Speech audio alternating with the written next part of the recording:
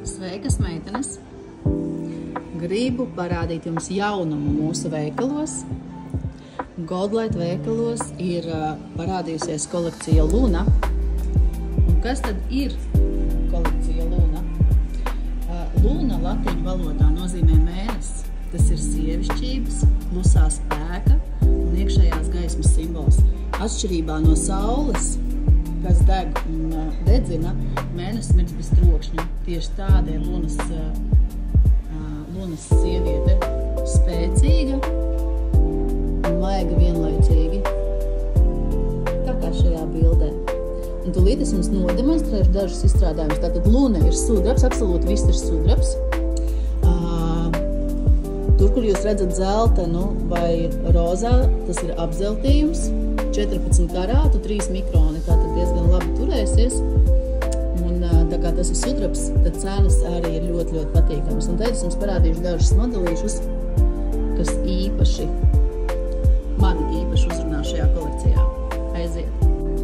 Nu, pastieties, es savilku maksimāli daudz, lai parādītu, cik skaisti tiek redzami.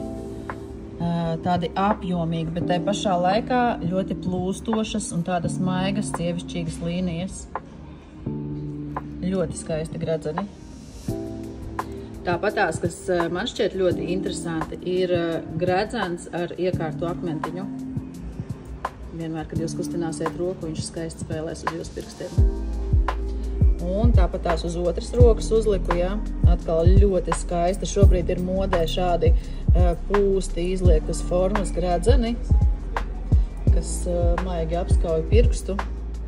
Un otrs, atkal ļoti interesants, manuprāt, ļoti skaisti ar zilu tādu pilīti, kas ļoti labi izskatās pie džinsiem. Un vispār pie zilas krāsas apģērba. Vēl man šķiet fantastisks atradums šādi gredzeni. Esat šādus redzējuši? Es jums parādīšu, kā viņš forši izskatās uz rokas. Lūk, šos gredzenus var vilkt dažādos veidos. Var vilkt ar to spicīti uz leju un var vilkt ar spicīti uz augšu. Un vēl šie gredzeni, manuprāt, ļoti labi izskatās, vajag piemeklēt pareizo izmēru, bet ļoti labi šāds gredzens iztīsies vai nu uz mazā pirkstiņa, vai nu tieši otrādāk uz rādītāja pirksta. Un vēl no šīs kolekcijas gribu jums parādīt 4 auskarus, kas ir mans top. Tātad šādi. Sarkanais apzeltījums 14 karātu, iegarana forma, pilnīgi jebkurai sievietei, kurai patīk rozā krāsas izstrādājumi, rozā zelts. Šitie būs ļoti labi auskari.